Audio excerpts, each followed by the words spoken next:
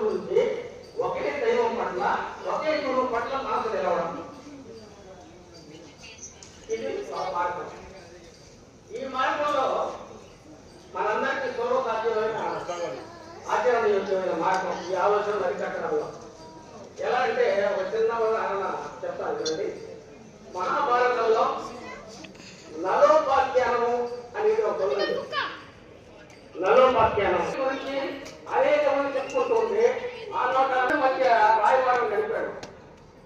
రాయబారం నడిపి వాళ్ళిద్దరిని ఆ వివాహాన్ని జరిగేటట్టుగా ఒక తొలివారంతో ఏర్పాటైందన్నమాట. ఇక్కడ ఏం జరిగిందో మనం గమనించాల్సింది ఒకటి, నలుడి యొక్క గుణశీలాలు ఉపమావణ్యాలు వినడం వల్ల దమయంతికి అన్యాయం మనకు లగ్నమైంది. దమయంతి మీద ఉండేటువంటి గుణశీలాలు రూపమావణ్యాలు నలుడు చేయడం ఆమె మీద ఈయనకి మనకు లగ్నమైంది.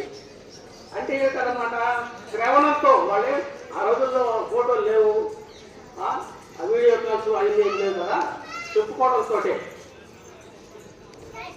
ఆ భక్తి చేత అంటే ఆ ప్రేమ చేత వాళ్లకు వేరే ధ్యాస లేకుండా ఒకరి మీద ఒకరికి మనసు లగ్నమై ఉండేది. అంటే ఏమిటన్నమాట, మనసు నిత్య స్థాయికి తీసుకురావడానికి ప్రేమ ఒక సాధనం.